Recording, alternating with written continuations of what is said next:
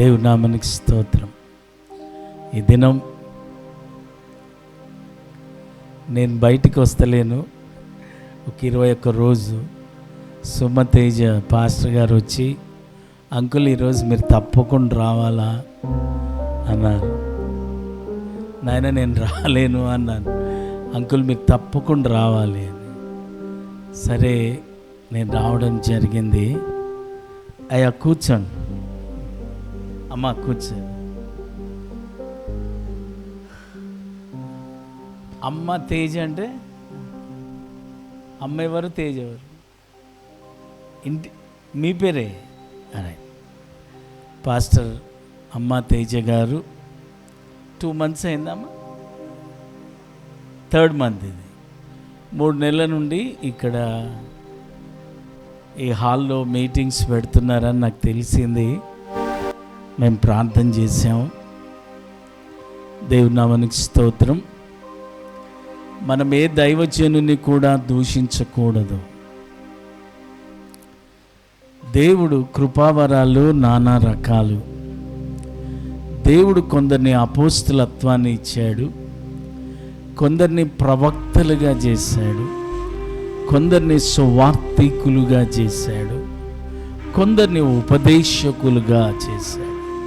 5-fold ministry అంటారు. దేవుడు ఈ కుమారునికి దేవుడిచ్చిన గొప్ప వరం ఏంటంటే వివేచన వరం. ఈ లైవ్ పోవాలి బాబు, నీకే చెప్తున్నా, ఈ లైవ్ అందరికి పోవాలి, ఆంధ్రకు పోవాలి. ఈ లైవ్ పెట్టు. దేవుడిచ్చిన వరం ఏంటంటే ఆయన కృపావరాలలో ఒక వరం వివేచన వరం. మనుషులు చెప్పితే వచ్చేది కాదు ఈ వివేచన. మనుషులు చెప్తే వచ్చేది కాదు ఇది.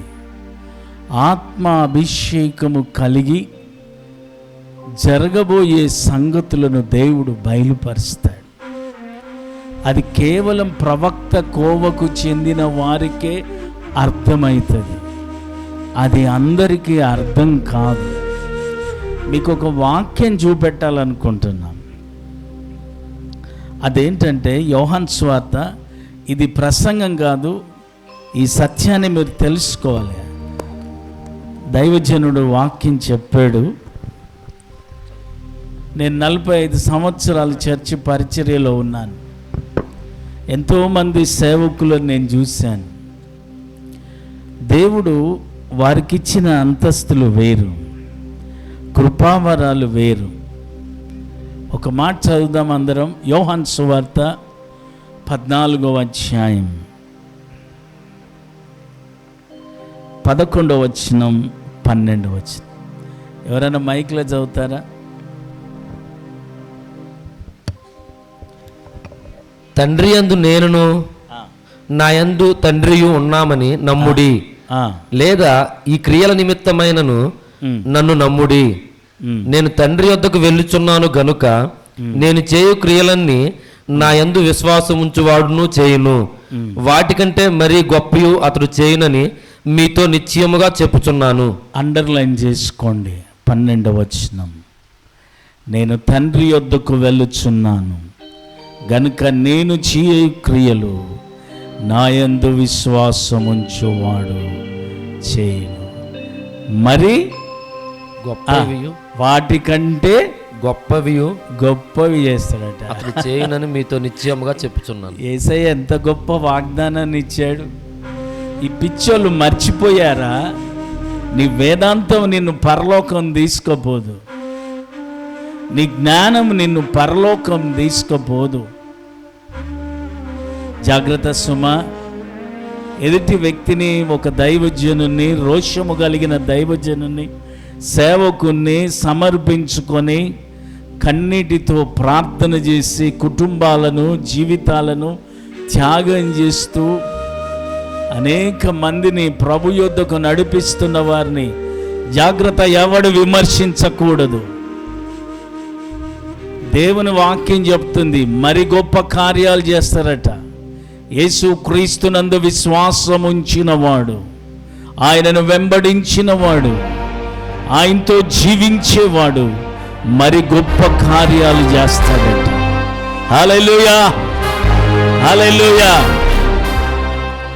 తెలంగాణలో 3 లేచారు. తెలంగాణలో ఇలాంటి వారిలో ఒకరు పాల్సనయ్య గారు, దైవజనులు, అపోస్తుల కోవకు, ప్రవక్తల కోవకు చెందినవారు. రెండవది ప్రవీణ్ పాస్టర్ గారు. ఇంకో ఆయన కేటీ శామ్యుల్. అది ఎవరికి దొరకడు ఆయన. చచ్చిపోయిన వాళ్ళు లేచిండ్రు. హైదరాబాద్లో ఉంటాడు. టిఎల్ ఆస్మాన్ గారే ఆయన దగ్గర పోయి 1 గంట 2 గంటలు ప్రార్థన చేసి వెళ్ళిపోయిన దైవజనులు, అన్మ్యారీడ్. ఇలాంటి యంగ్ పాస్టర్స్ని దేవుడు లేపాడు. అంత్య దినాలలో దేవుడు ఆత్మను కుమ్మరిస్తూ ఉన్నాడు. మీ కుమారులు, మీ కుమార్తెలు ప్రవచించెదరు. హల్లెలూయా. ఎంత గొప్ప దేవుడు అండి. అయ్యా పాస్టర్ గారు, దేవుడు మీకు ఇచ్చిన వరం అదే. అమ్మా, దేవుడు మీకు ఇచ్చిన, నాకు బిడ్డ, నాకు కొడుకులు అనుకుంటున్నా ఈరోజు. హల్లెలూయా. మీరు ముందుకు సాగి వెళ్ళండి. వెనుకున్నవి మరిచి ముందుకు సాగిపోవాలి. మన పరిచర్య డిబట్లకు పోయే పరిచర్య కాదు. మన పరిచర్య ఆత్మల సంపాదన, సంఘాలను ఉజ్జీవింపజేసే సంఘం. వారికి సంఘం ఉన్నది, ఇక్కడ సంఘం లేదు. వారికి ఇక్కడ సంఘాన్ని కట్టడానికి రాలేదు. చాలామంది వచ్చారు, సంఘాలను కట్టారు, టీవీలకు అట్రాక్ట్ చేసేసారు ప్రజల్ని. అలాంటి పరిచర్య కాదు అది. జ్ఞాపకం చేస్తూ ఉంటున్నా, దేవుడు మిమ్మలను బలముగా వాడుకోవాలని నా ప్రార్థన. తల్లి గర్భములో పిండముగా రూపించబడక ముందుకే దేవుడు మిమ్మల్ని ప్రతిష్ఠ చేశాడు. ఈ ప్రాపసీ, ఈ వాగ్దానం మీ కొరకే. దేవుని నామానికి స్తోత్రం. ఈ లైవ్లో చూస్తున్న సోదరి సోదరులారా, ఏ సేవకుని మనం దూషించకూడదు.